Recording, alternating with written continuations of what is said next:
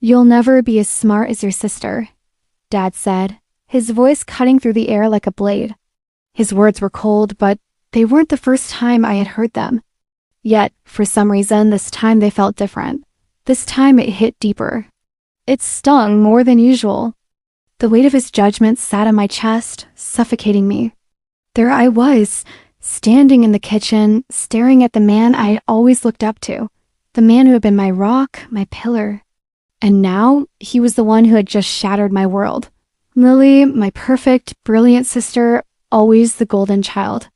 Always the one who could do no wrong. Always the one who made everything look so easy. I had always been the one in her shadow, but I didn't mind it at first, at least not consciously. After all, we were sisters. She was the star, I was the one who stayed in the background. It was just how things were, how they had always been. But those words from my father this time, they shattered something inside me. I felt the familiar burn of jealousy rising in my throat, but this time it wasn't just jealousy. It was pain, deep, visceral pain. The kind that gnaws at your soul, making you question everything you thought you knew. "You're never going to be as smart as Lily. You know that, right?" Dad said again, his tone matter-of-fact, like he was stating an undeniable truth. His words echoed in my ears as I stood frozen, trying to breathe through the tightness in my chest. I had worked so hard. I wasn't the brightest student. I wasn't the most talented, but I had always tried to push myself. I stayed up late studying. I sacrificed so much just to keep up. But no matter what I did, it was never enough. Lily's achievements always seemed to outweigh mine. I remember the first time I realized how much she had come to mean to Dad. We were kids. I was sitting in the living room reading a book when I overheard my dad on the phone. He was talking to one of his friends, bragging about how Lily had gotten an A on her math test. "She's a genius, you know," Dad said, his voice full of pride. "She's going places. I'm telling you, she's going to be something great." And in that moment, something inside me clicked. It was like the floodgates opened. I realized that in his eyes, Lily was the one who mattered. She was the one who would make him proud. And I was just the girl who could never measure up. Years went by. The gap between Lily and me only grew wider. She excelled in every way imaginable academically, socially, in every field she touched. I, on the other hand, struggled to find my footing, no matter how hard I tried. I couldn't reach her. It didn't matter, because she was always the star. But Dad never stopped comparing us. Every time I achieved something, even a small victory, it felt like he would brush it off and talk about Lily's latest success. She had done this, she had done that. Lily, Lily, Lily. And now, standing there in that kitchen, hearing those words again, "You'll never be as smart as your sister," I felt something snap inside me. I left. I didn't say a word. I just grabbed my coat and left. I needed to get away. I couldn't be around him, not after what he had said. I couldn't stand to hear him talk about her like that again. It was too much. It hurt too much. I wandered aimlessly through the streets, my mind a whirlwind of emotions. I felt like I was suffocating, like my entire existence had been reduced to this single moment. I had always thought I could handle it, the comparisons, the never-ending praise for Lily, but this was different. This was too much. As I walked, my thoughts drifted to the past, to the times when we were younger. I remembered the days when things were simpler, when Lily and I used to play together in the backyard. We used to make up stories, pretend to be superheroes, and laugh until our sides hurt. I could still hear her laughter in my mind. It was so carefree, so genuine. There was no competition back then. No comparisons. We were just two sisters, enjoying the simple pleasures of childhood. But that innocence was long gone. The years of being compared to her, the constant feeling of not being good enough, had eroded everything. The trust, the love, everything. I didn't even realize where I was going until I found myself standing outside the old coffee shop we used to go to when we were younger. I stared at the faded sign for a moment before pushing open the door and stepping inside. The bell above the door jingled softly as I walked in. The smell of fresh coffee filled the air, and for a moment I felt a wave of nostalgia wash over me. It was strange. I hadn't been here in years, but here I was, sitting at the same table in the same chair, feeling like a different person. I tried to focus, to clear my mind, but the events of the day kept swirling in my head. Dad's words, the constant comparisons, Lily's perfection. I had never felt so small in my life. I was interrupted by the sound of my phone buzzing. I glanced down at the screen. It was a message from my mom. "Call me when you can, sweetie. It's important." My stomach turned. I hadn't spoken to my mom in a few days. But her message, the tone, it was different. Something in my gut told me that this wasn't going to be a normal conversation. I called her back immediately. "Ava, honey, you need to know something," my mom said, her voice shaking. "I've just received some news. It's about Lily." I felt a knot tighten in my stomach. What could this be about? She's been accused of cheating on her finals, my mom continued. "The university called. They've got evidence." I was silent for a moment, letting her words sink in. I could feel the weight of the moment. My mind was racing. This didn't make sense. Lily? The perfect, untouchable Lily? But as my mom explained the details, a small, dark part of me felt a flicker of something. Revenge. I couldn't help it. The thought, the seed, it was there. The realization that Lily, the person who had always overshadowed me, the person who had always been perfect in Dad's eyes, was now the one who had betrayed him. I hung up the phone, the silence in the coffee shop pressing down on me. The world suddenly felt upside down. Everything I believed in, everything I had worked for, it was all changing. My mind kept going back to what my father had said. "You'll never be as smart as your sister." But now I knew the truth. Lily wasn't perfect. Lily wasn't untouchable. And maybe, just maybe, this was the universe's way of finally giving me a chance to level the playing field. I felt a strange calm settle over me. This was my moment.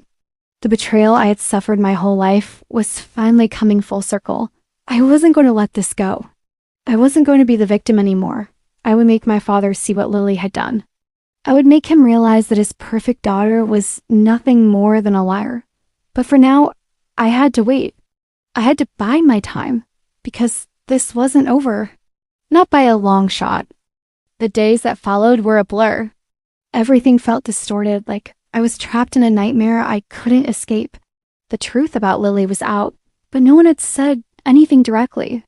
There were no words between my father and me about her cheating, only silence. He stayed in his study, buried under papers, trying to keep his thoughts locked away.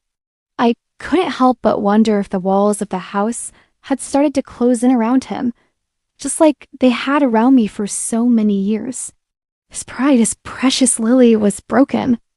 I felt a strange satisfaction, but also something darker lurking beneath it.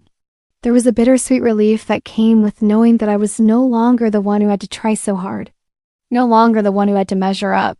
The very thing that had haunted me for my entire life, the idea that I wasn't enough, that I would never be as good as Lily, had crumbled. But this wasn't just about me anymore. The stakes had changed. It was about everything I had endured. It was about proving that I wasn't the failure he had always believed me to be. It was about taking back what had been stolen from me, my self-worth, my place in this family. I sat in my room, the silence of the house pressing down on me. I could hear the occasional clink of silverware from the kitchen, the soft shuffle of Dad's footsteps upstairs. But nothing felt real. Nothing felt like it had before.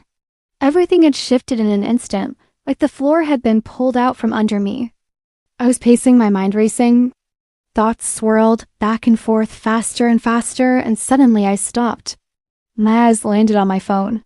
I opened it and stared at the message from my mom again. She hadn't mentioned it, but something was off. Something was missing. She'd only told me the surface of what had happened. I knew there was more, and I had to know what it was. I texted her, trying to sound casual, though I could feel my heart thudding in my chest. "Mom, what really happened with Lily?" What did the university say exactly? It took a moment for her to reply. "I'm not sure, sweetheart. All I know is they've asked to come in for a meeting tomorrow. They'll explain everything there." I felt a knot tighten in my stomach. Tomorrow. That would be the day when everything would change. I wasn't going to sit back and let things unfold without understanding the full picture. I needed to know how deep this went, and I needed to know what Lily had been hiding. The next morning, I went to the meeting with my mom, heart heavy with anticipation. I wasn't sure what I expected, but I knew I wasn't prepared for what I would hear. We sat in a small, sterile room in the university. My mom's hands were shaking as she held the coffee cup, her eyes glued to the door. The tension in the air was suffocating. When the dean walked in, he looked just as uncomfortable as we felt.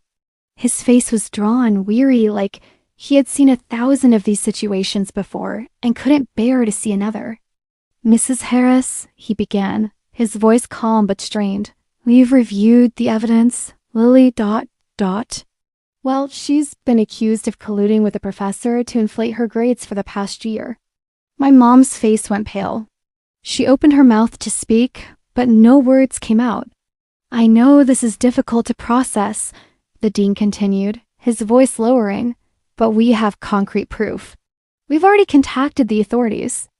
Lily, my perfect sister, my father's pride, had been manipulating everything, controlling the narrative, bending the rules. She wasn't who we all thought she was." The realization hit me like a blow to the stomach. But it wasn't just about the grades, was it? No, this was about something deeper. This was about betrayal. This was about her stealing from me, stealing the chance to ever be seen, to ever be enough. The dean continued, but I barely heard him. I could feel the anger rising in my chest, the familiar pain of being overlooked, the years of comparisons, all of it surged to the surface in that moment. I looked at my mom, who was now visibly shaking. Tears welled in her eyes. I could see the devastation in her face, the disbelief. She never saw it coming. No one did. But there I was, sitting in the room, overwhelmed by a strange sense of calm. Because for the first time, I realized something. This betrayal wasn't just Lily's fault. No, it had been years in the making. It had been my father's choices, his constant neglect of me in favor of her, that had laid the groundwork for this moment. The anger I had been carrying for so long simmering under the surface, always restrained, now had an outlet. It was no longer just about being compared to her. It was about exposing the lie. It was about proving my worth not just to my father, but to myself. I didn't say anything in the meeting. I didn't need to. My mind was already working, already planning the next move. The pieces were falling into place. I could feel the plan taking shape, slowly but surely. As we left the university, my mom's voice trembled as she spoke. How could she do this? How could she lie to us like that? I didn't answer. Instead, I kept walking, my footsteps steady, my heart pounding. It wasn't anger I felt now. It was something colder. A resolve stronger than I had ever felt before. Back at home, the house was still. My dad hadn't come downstairs since we returned. I knew he was upstairs, processing what he had just learned.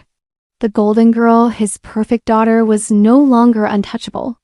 She had fallen from her pedestal, and now it was time for him to see the truth. I walked to my room, sitting in the darkness. The soft glow of the desk lamp illuminated my face, but it did nothing to ease the turmoil inside me. The thought of revenge had always seemed distant, like something I could never bring myself to do. But now it felt like a choice I was making step by step. Lily had spent years standing on top of me, and now it was my turn to make sure she felt the weight of everything she had stolen from me. I needed to expose her, show my dad that his perfect little girl was nothing more than a fraud. The feeling of righteous anger burned in my chest. But there was a part of me deep down that hesitated. This would hurt my family, hurt my mother. It would change everything. But what choice did I have? This wasn't just about Lily. It was about years of pain, years of being cast aside, of never being enough. It was about rewriting the narrative, rewriting my story. I stood up, walking to the window. The night was quiet outside, the city lights flickering like stars in the distance. And as I looked out, I knew that tomorrow would be the day everything changed. I would bring Lily down. But it wouldn't be out of hatred. No, it would be out of justice. I took a deep breath, letting the cool air fill my lungs. There was no turning back now. I would make them all see me. And when it was over, they would never forget my name. Tomorrow, I would make sure that my father knew exactly who had betrayed him. And in doing so, I would finally take back my place in this family. But for now, I had to wait, because the storm was coming, and it was going to be far more than Lily or anyone could handle.